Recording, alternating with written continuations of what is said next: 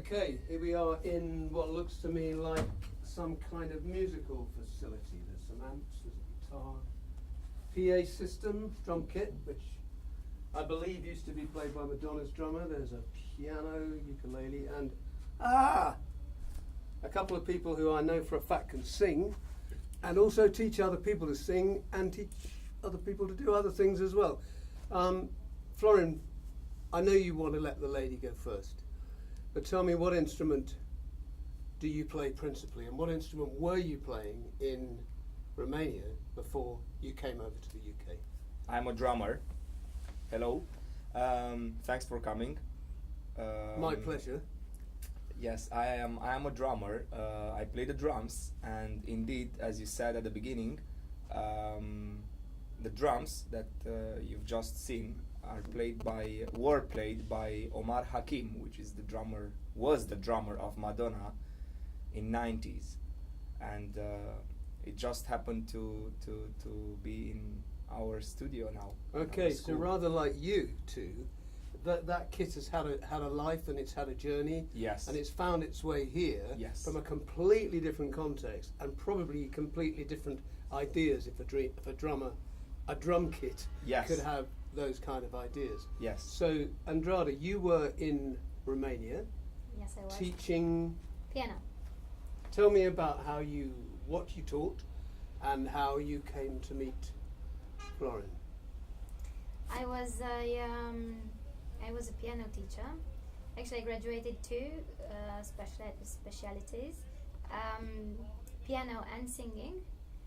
And after graduation, I became a full-time piano teacher at the art high school in our hometown, at the border with Hungary in Romania.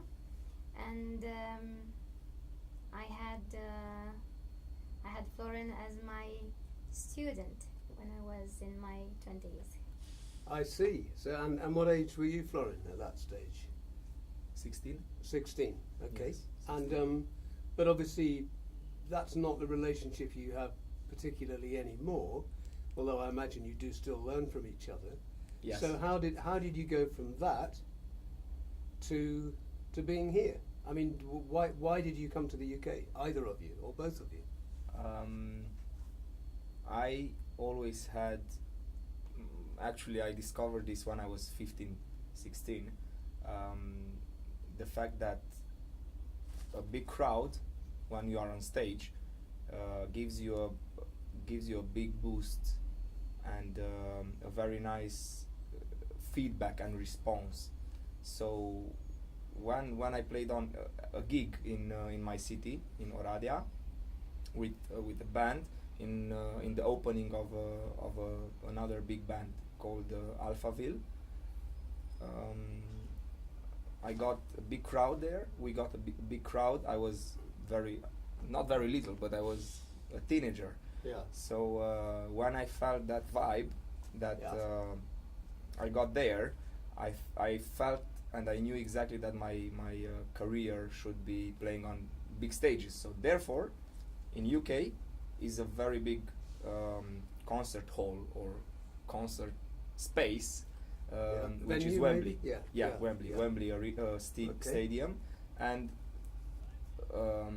being here, I said I'm going to apply to a drum school in here in London, in UK, and there we go. I didn't manage to play on the stadium, but my graduation was on the stadium actually. Yeah.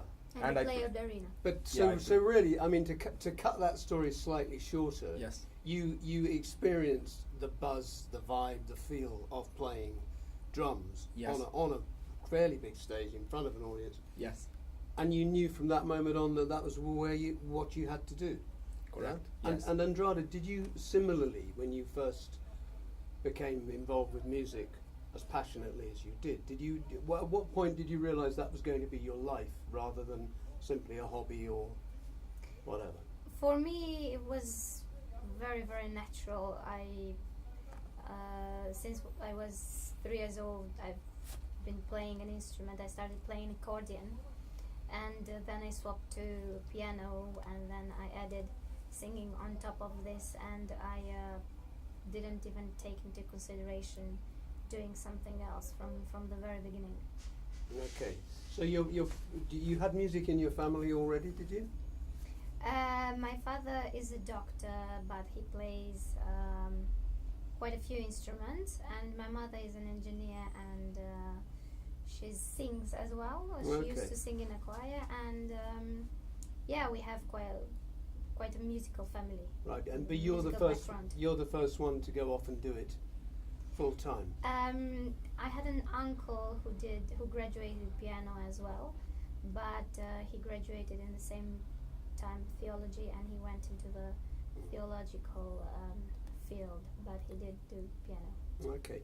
Well, I know one of the things that makes this place, this academy, so exciting, AB, is the variety, all the different ways in which you work here, from pop and rock to classical to folk, a different range of ethnic instruments, and I know for a fact that both of you not only can play contemporary music, but also sing traditional classical Romanian music. You still do it to a very high standard in various venues in front of people. Completely different area, yeah. But how do those meet for you? Do they clash, or do they feel like they're all just part of the same world? It has never clashed. Well, I started with opera. I didn't sing anything else beside opera until I met this lovely gentleman near me, and he was the one singing folk, traditional music, and when we started, not folk, traditional. Yeah. Not folk. When we started spending more time and collaborating, I was accompanying him on the piano, and then I jumped in and sang a bit, and that's how it all started, like a joke, I think. Yes. Like a joke. I like the sound of that, because I mean, although we're having a relatively serious conversation here, my experience of this space is there's a lot of humour. It's a light place to be. When the little children come in sometimes to be taught by you, they maybe feel a little bit intimidated at first. We all do in a way, but Yes. or can do. But they very quickly fold into the atmosphere, and that's a lot to do with the atmosphere that you guys generate. And so, is that something that just comes out of you naturally, or is it something you've deliberately made a policy of trying to engender in the school? I don't think anything came here deliberately. It just came natural. We didn't think it would get so far as we even did now. We just wanted to pass the love and the passion we are having for music, and now it's getting where you see. It's a bit overwhelming. Well, it's even growing, isn't it, all the time? Yeah. And I can feel that you're both ambitious, but you're ambitious, what feels to me at any rate, in a very organic kind of way. In other words, there's no point in trying to do things which are completely impossible. You've got to kind of take smart steps and feel your way along. Which I think is also something to do with the way you teach, isn't it? When Yes. you teach, it's not just about lecturing people, telling them what to do. What other elements do you bring to your teaching? Me personally, I'm always adapting to the student. I don't have a specific form that has to be applied to all the students. There is, in a certain amount,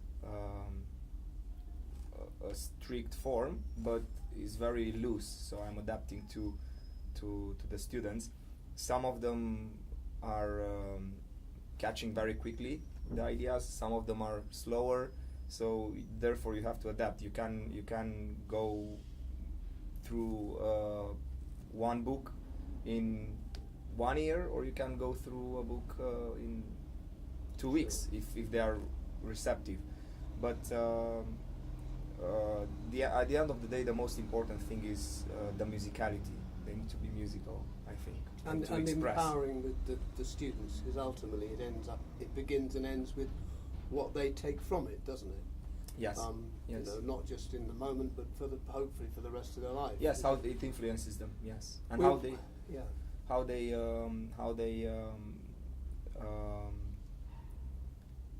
live through the instrument, through music, basically. I think. Now, we're because my Romanian isn't terribly good, although you Yet. were teaching me a few dodgy phrases just now, which I don't want to repeat in public. But and I know the previous interview you did of this type was conducted in Romanian. I would struggle, but I know for a fact, Florin, that when you first came to the UK, could you speak any English at all?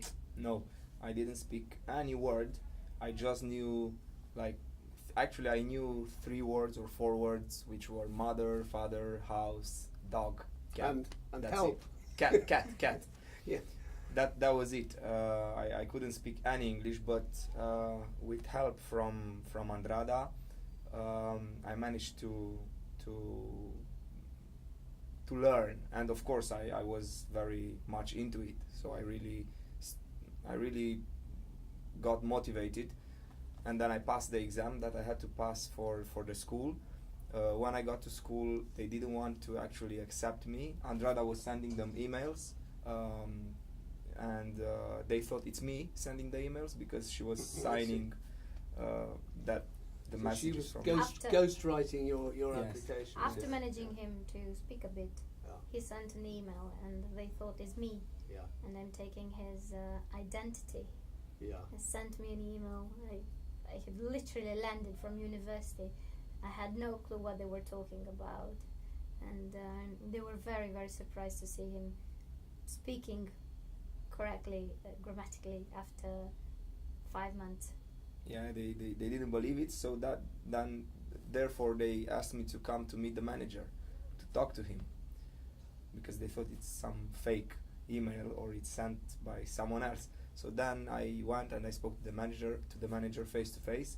He didn't believe it, but after that he asked me to give him the exam file with the past test, and then that was it.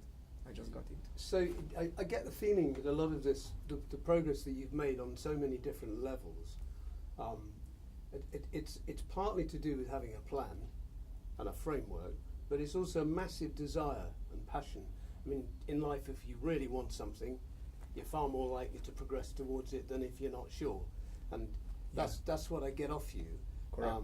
And even when sometimes you can feel the floor maybe moving a bit under your feet, it's kind of using that insecurity sometimes for positive reasons and to move everything forward. Would you say that that's a fair assessment of how you look at life? For me, until a certain point in my life, I planned everything, and I can't say it didn't work well, but at some point everything fell apart, and since then I've never tried to plan anything, Yeah. and I just go by the flow, you know. yeah, literally the flow. I mean, that's how I tend to live my life. I think we all need a plan, but when the plan goes completely bonkers and out of the bloody window, just don't worry about it, you know, and just make of it what you can. Well, to be honest, when I applied to the master degree at the Royal Academy of Music, it just came out of the blue. My sister had applied to university here. Florin had applied here. He was accepted already, and I said, well, I could give it a try. I spoke to my mother, who has been living in Germany for 20 years now, and she said she would help me financially to support myself during my studies, and of course my father helped as well. And I just applied. I was so reticent. I was so sure I wouldn't get in, because for me it was like just something that I've seen in my puzzle, something with London that I've done while I was a kid, and just some photos with a big So it band. might as well have been some fictitious place Exactly, in a it film or a sounded like book or something. Yeah, science yeah. fiction movie, something. London seemed to be like on a different planet, and when I got the acceptance letter, I didn't want to open it even. My father had just had a heart attack. It was probably I can't say happiest, neither saddest day of my life. It was he was in hospital in a different city, not knowing if he would make it or not. And I'm with the acceptance letter. Grandma would be left alone in case everything happens with my father. So I didn't know how to react. But Strange how life does that sometimes, Yes. isn't it? I mean, people sometimes say good comes with bad. Well, I don't think it's quite as black and white as that. But it is It didn't strange turn out to sometimes be- how when you put yourself on the edge, and you almost feel in an elevated kind of state, it feels like you attract all sorts of things towards you, some of which Yeah. may be very, very positive and very exciting, and sometimes others are maybe not quite so great. And you kind of got to learn to deal with the two, with haven't both, you? yeah. And I know on a personal level, I believe, Andrada, before you, or around the time before you met Florian, your personal life was about to go off in a totally different direction as well, wasn't it? You had other plans. Yeah? Yes, I was after a 7 years relationship. I was just about to get married in 2008 when everything changed. I got accepted to Royal Academy. I split up with my fiance. I was just telling him about my father's heart attack. So many things happened. That was change. Year And in of a way, change. and in a way, I can feel just from the way you're talking, was one of those like hot spots in life where It was. everything all kind of pulls together like a synchronicity, and Well, everything sort of emanates from yeah. there. I mean, and Flo, I mean, if you were to put your finger on something that happened in your life when you were younger in Romania that was like that sort of parting in the road, you could go off in one direction or another. What would you highlight? I loved football. I Okay. still love it. Yeah. I played a lot of football when I was younger. I had in my head the idea of becoming a football player while I was already in a music school. This was when I was 12, 13, and I played a lot of football. I played for a club for a short while. I always played in a team from the school, in the school team, and one time I got very disappointed because a game was about to end, and I was very close to score, and then I didn't score. I know the feeling. I didn't score, Yeah. and all the team was very upset, and Okay. then I was very upset because they were Yeah. hanging So on the me. English parlance for that is you missed a sitter. Well, yes, if you want to say that, yes, but in then was the moment when I thought that having 11 people, or not only 11 people, but more people behind this, and all this weight of a failure, Yeah. of a point that you lose, or of a unscored goal, it's bringing everyone down.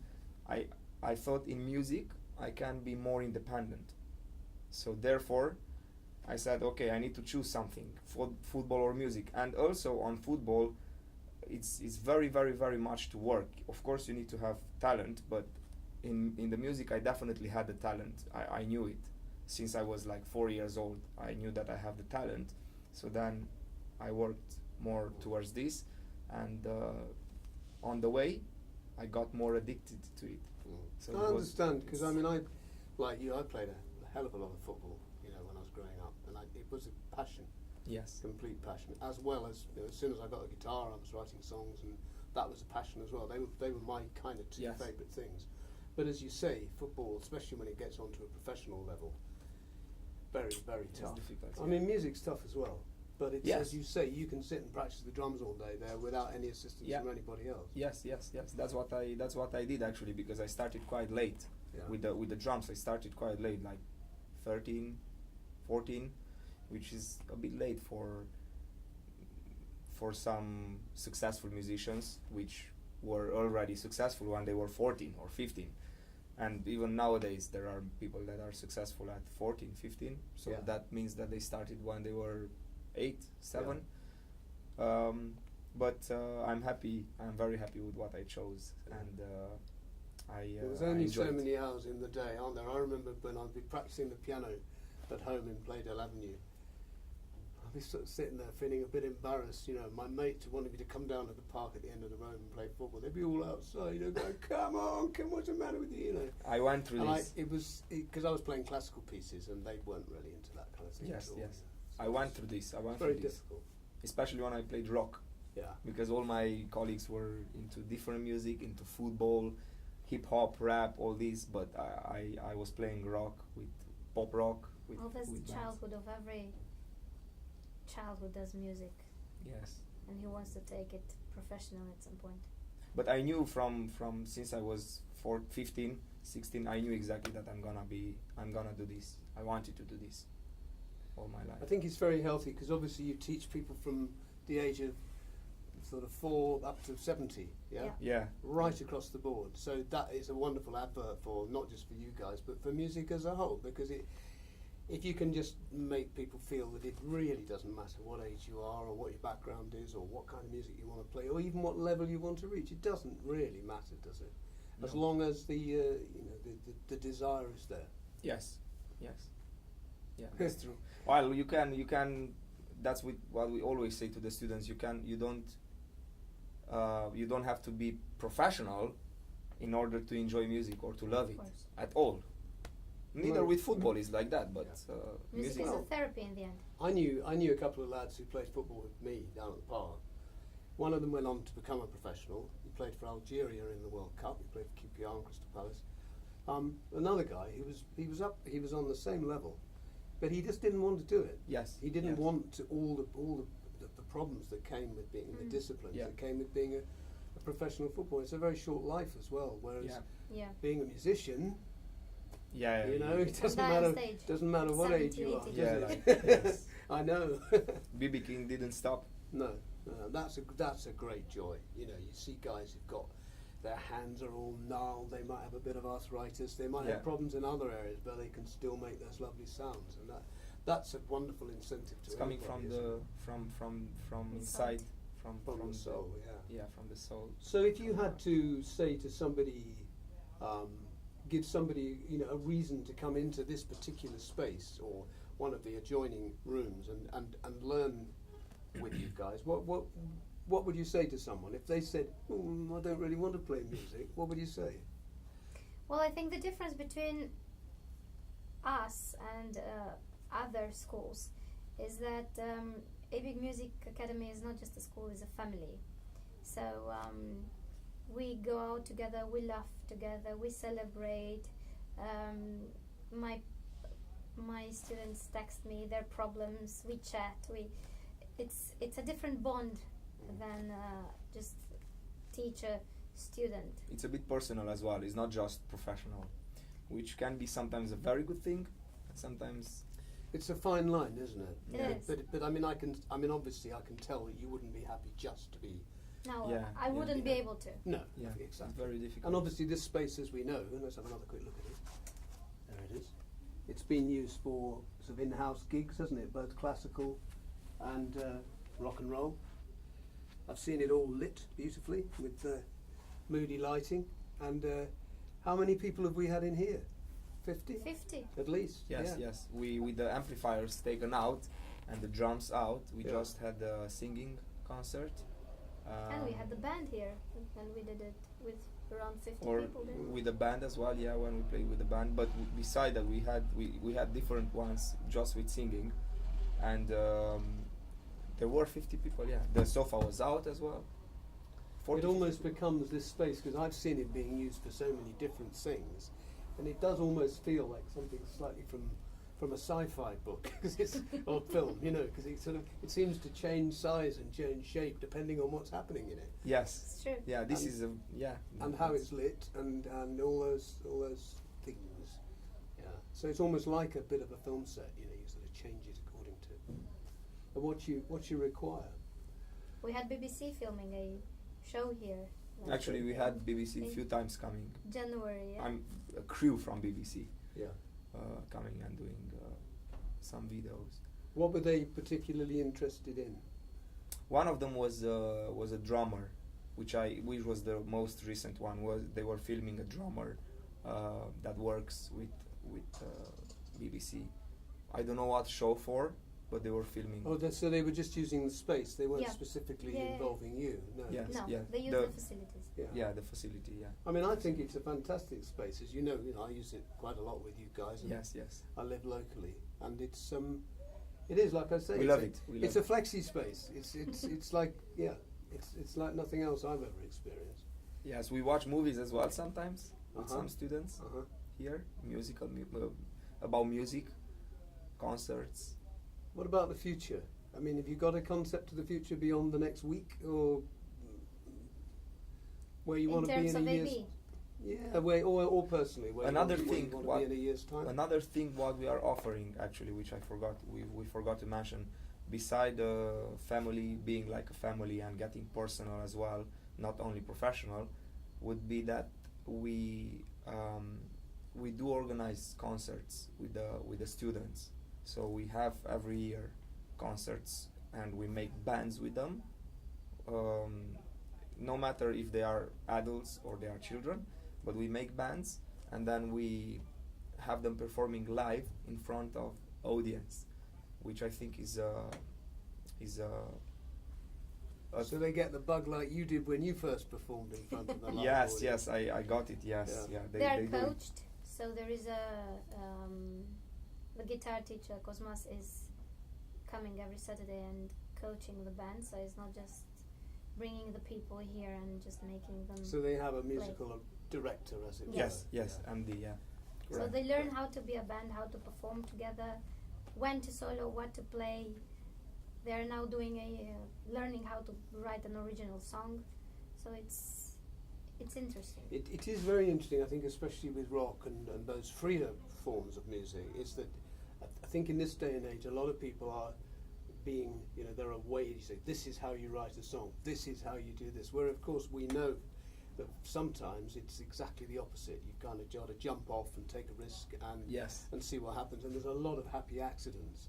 And I think that's the balance possibly that you really have to try and strike, isn't it? Because when people say, not like that, like this, sometimes, in some areas of music, it's not quite as simple as that, is it? Yes, no. I'm sometimes like that. Sometimes I'm very strict and I'm saying this is how it should be Yeah. or this is how it should be, but not always. It's interesting how many things in life, not just in music, but inventions, so many things have happened by accident.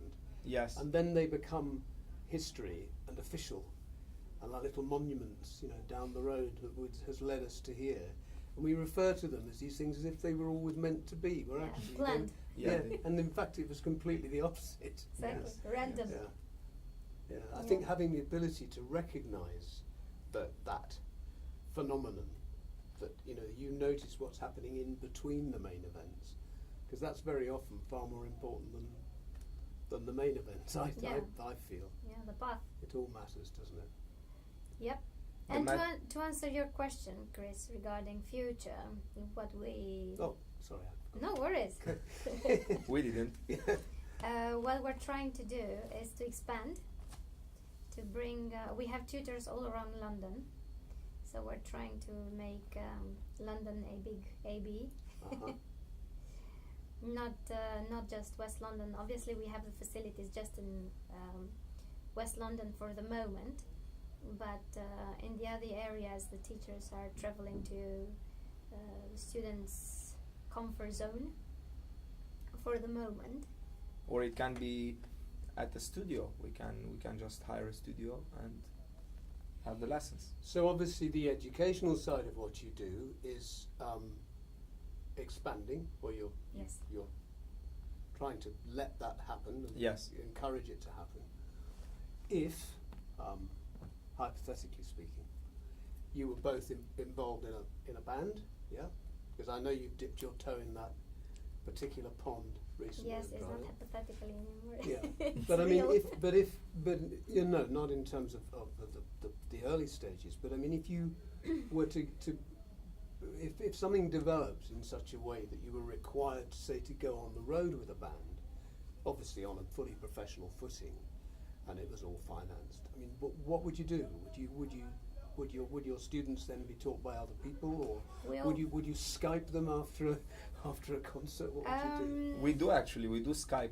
Yeah. We do Skype when we cannot do lessons. We I Skype. Skype quite a lot. I have a few students who were my students here in London. They moved back to their countries, and they didn't want to start working with someone else. Even this morning, I had my student who's normally based in Saudi Arabia. Now she's on holiday in Egypt for 2 months, and we had a lesson from Egypt.